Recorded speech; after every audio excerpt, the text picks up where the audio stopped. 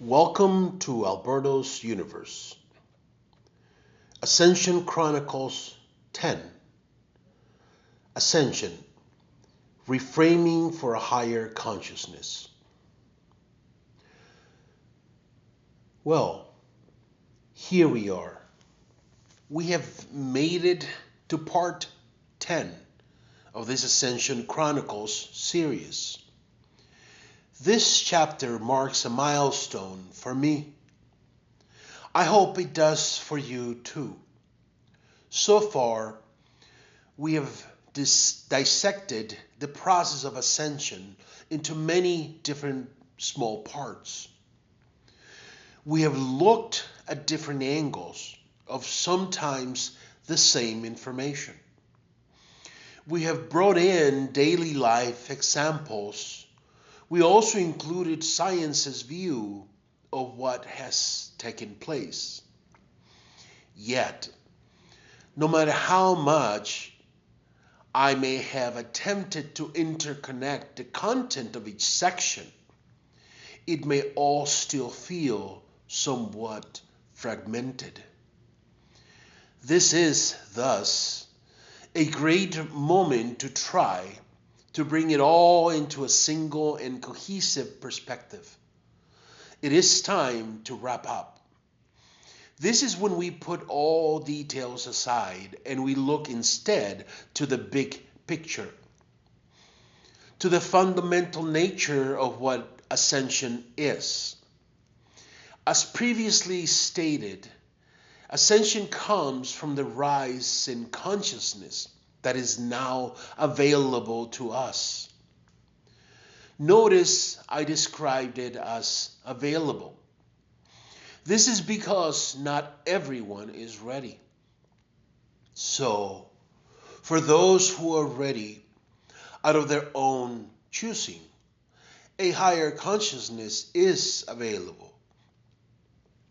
But what is a higher consciousness?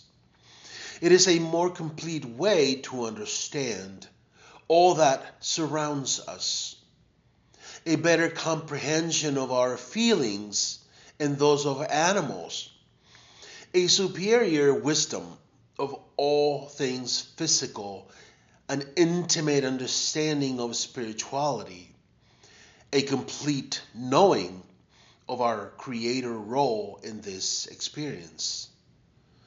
And it is the creator role that is often missed during the ascension process conversation.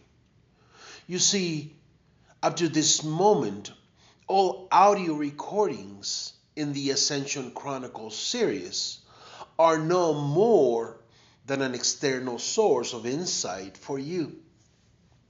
In fact, I too am an externality.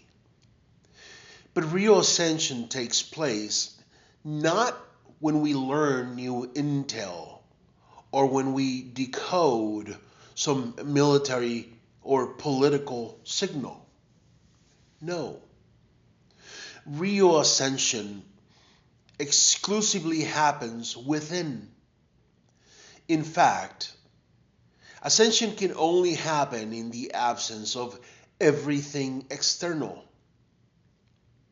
Consider how meditation, the subject of part 9, requires us to leave everything behind.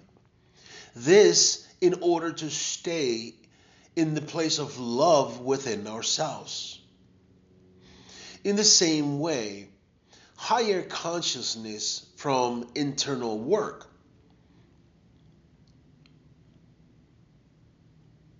In a nutshell, part 10 is when we take off the training wheels and we begin to pedal on our own. No matter who is looking, who is talking, or who is interrupting, we block all the noise and focus in ourselves. No external sources of insights are needed. We thank all of those who helped us along the way, but it is time to move on. Dr. Maria Limardo went from being a typical geneticist, one doing research on the human genome, to a scientist with a much broader understanding of the relevance of DNA. As a side note, there is an interview covering her professional experience in a separate section within this Global Light Bridge website. Coming back, you see, generally accepted scientific view of DNA is that it is a closed system. The interpretation is that genetic codes are what they are, and each gene does what it does, independent of context or environment. Scientists think that if a gene is meant to stimulate the creation of a certain protein, it will predictably do so. But Dr. Maria found that the human genome is an open system. An open system responds and coordinates with every aspect of what surrounds it. She came to understand that DNA is constantly interacting with its environment. She found that there is a complex system where a change in part of the system affects the rest of the elements within that system. She saw that everything that we eat affects the operation of our genes. Everything we touch, everything we breathe, everything we feel, both physically and, perhaps more importantly, emotionally. She found that our emotions affect the operation of our genes.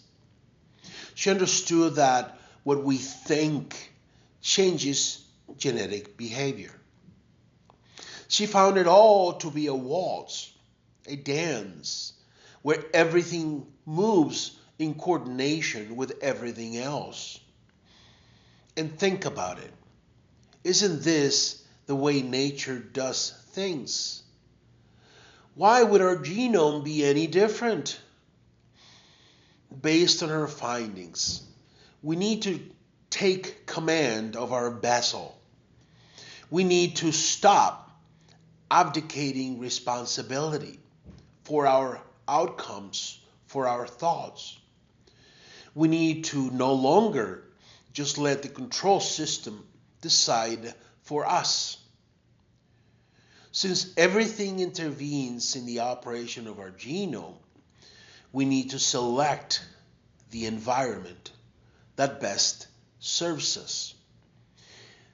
This is the healing knowledge that she offers to everyone, from the most confident expert to the most non-assuming novice. All are human after all. She confirms that ascension will not come to us, but that we create ascension. You have heard that as part of the ascension process, your DNA will go from being carbon-based to being crystal-based. In a nutshell, our genome will transform its carbon structure into one made out of diamond. Well, this is certainly possible, but only if we listen to Dr. Maria. Only if we understand that we must take command of all those things that affect and mutate our DNA. Still, keep in mind that the control system will not willingly release their slaves. If anything, we have learned that the control system is pervasive and persistent at keeping us in a low state of consciousness. Why then would we trust those in control to change our DNA to our benefit? We can thus rely on the fact that much of the planned mutation of our genome will be towards a lower consciousness level and not towards a crystalline state of high consciousness. As far as the control system is concerned, the future human will be one disconnected from its soul, a cyber human directly connected to the Internet of Things under the control of AI. Clearly, today more than ever, it is paramount to take control of who we are, to determine the direction of our humanity. We must create the positive outcome we desire. We must drive ascension. So exactly how do we do this? How do we initiate our other ways we can see things? That's what reframing is. This is certainly a discovery process. It is a creative process. We create new camera angles for everything that comes into view. The more angles, the better.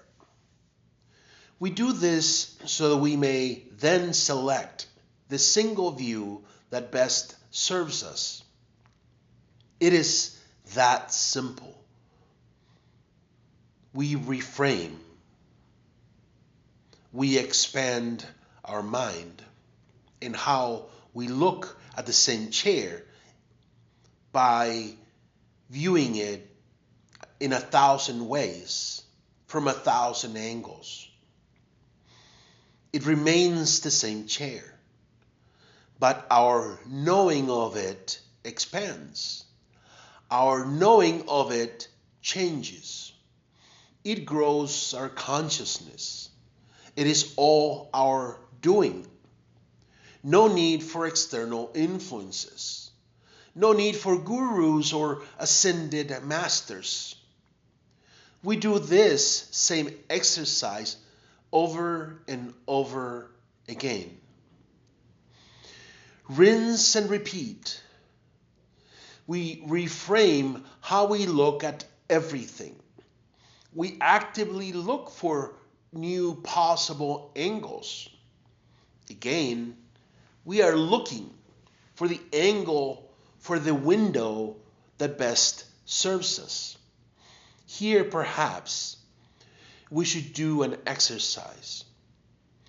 Try visualizing a pencil in as many ways as possible. See it in 1,000 different ways. Start now. I will wait.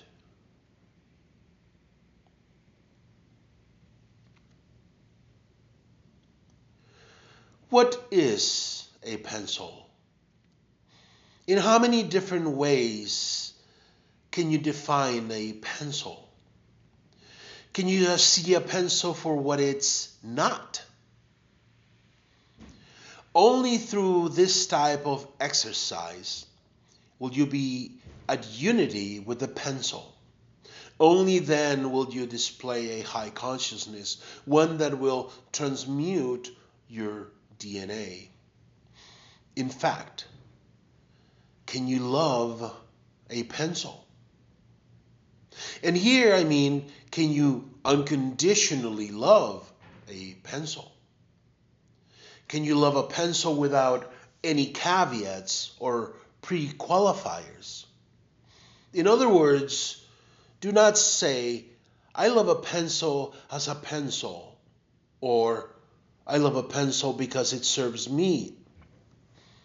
Can you love a pencil just because of what it is? Can you love it as much as you love yourself? As much as you love your mom, as much as you love your dad? Let us remember that quantum physics tells us that we are all energy. That means that we are made of the same essence as everybody else, of the same essence as everything else. Quantum physics demonstrates to us that we are indeed one with each other. We are one with the universe. We are one with the pencil. Why then can we not find a way to love the pencil? Now that if you still can't, then just change the way you view the pencil. Reframe. Let us make this exercise even harder. Can you love a useless pencil? Can you unconditionally love a pencil that everyone else in the world would consider to be trash? Imagine a pencil that has been used so many times that it is now fully spent. Yes, you can sharpen it, but for the last time. If you use it one more time, there will be no pencil left. Imagine this pencil with most of its eraser gone. See a pencil that is so short that it would be impossible to hold with your fingers to write even one more sentence. A pencil that would be completely useless.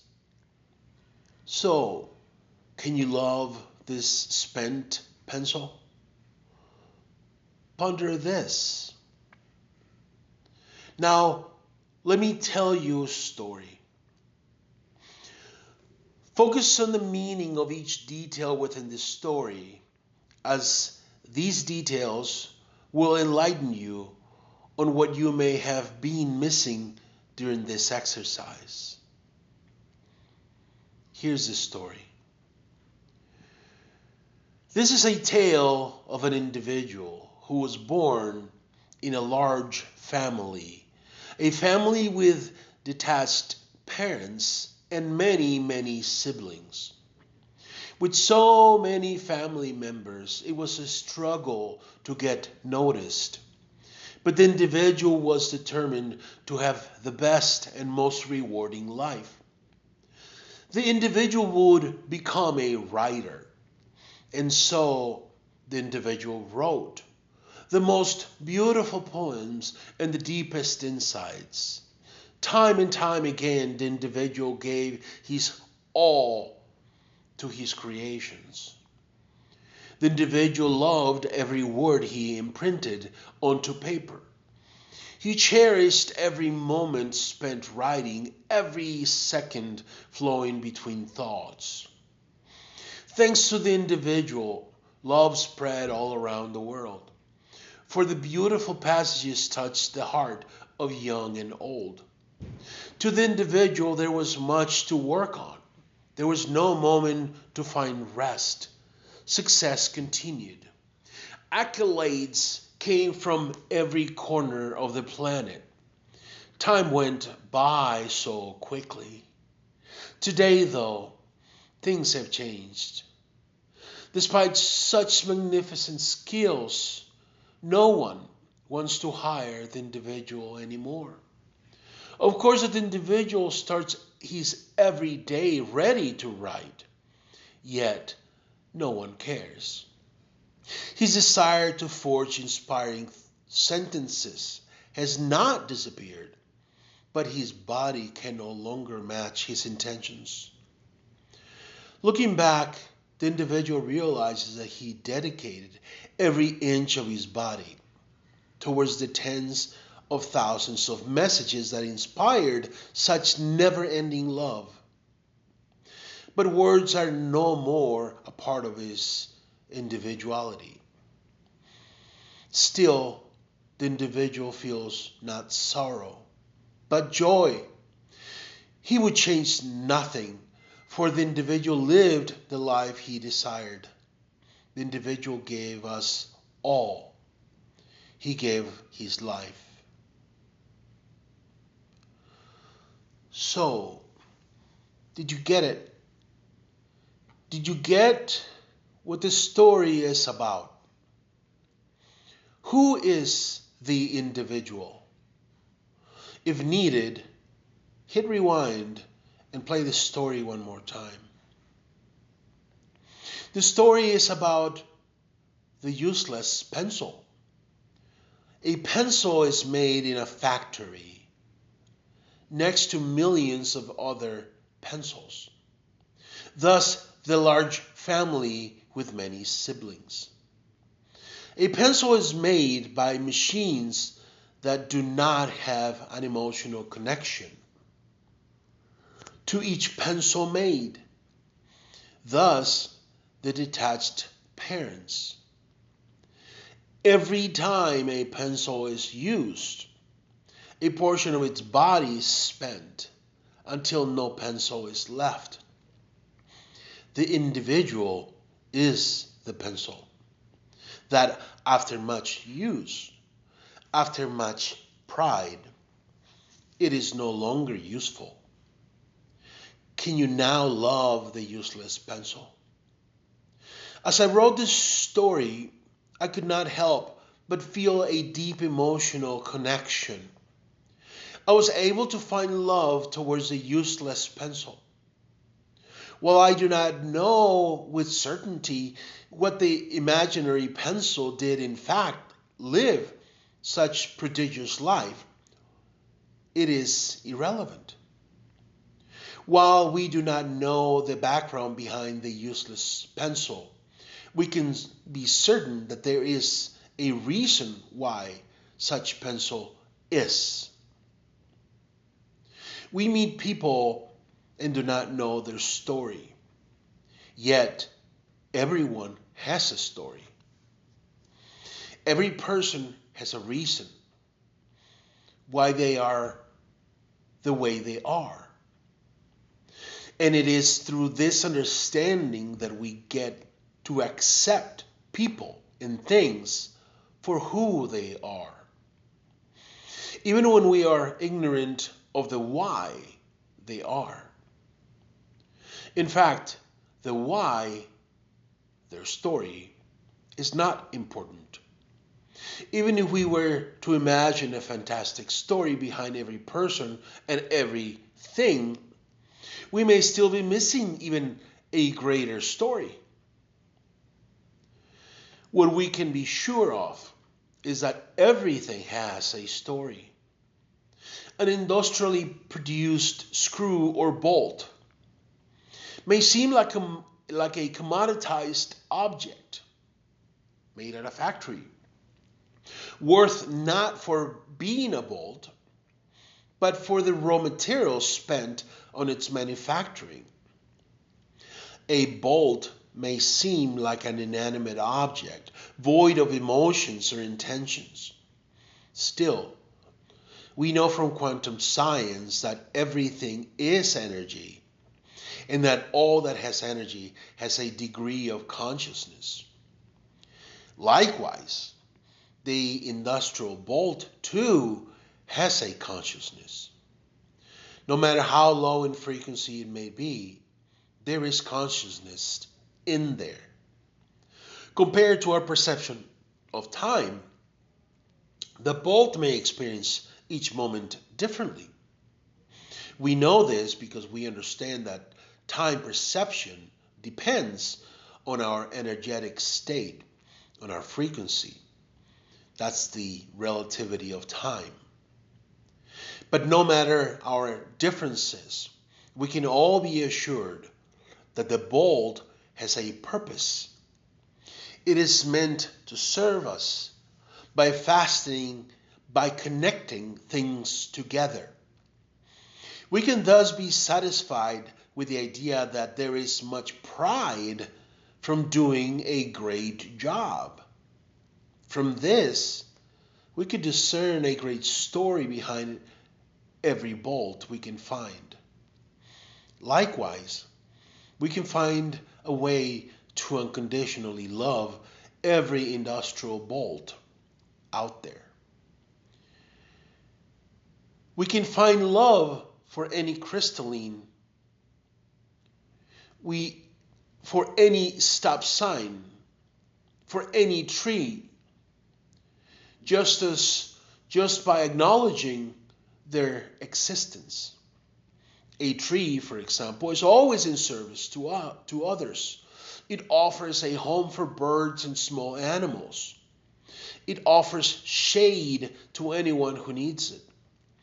It protects all living things from harmful cellular, radar, and Wi-Fi radiation. It prevents soil erosion. It connects with all other plants through the roots system. It does not discriminate. A tree loves all of us.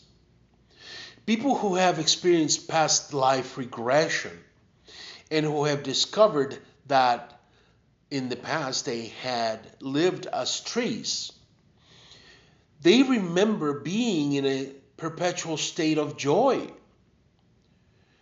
As they go through the hypnotic state, they never stop crying. You see, when you love extensively to us, to humans, it feels like crying. This is why I cried with the story of the useless pencil. As I found love for the pencil, I cried. Now it is your turn.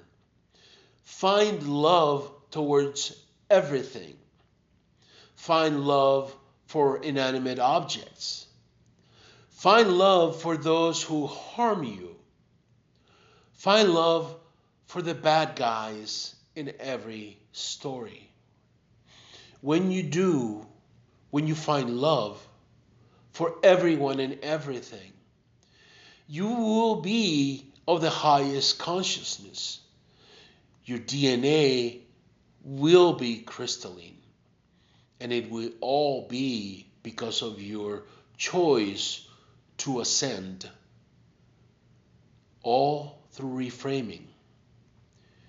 This is what ascension is all about.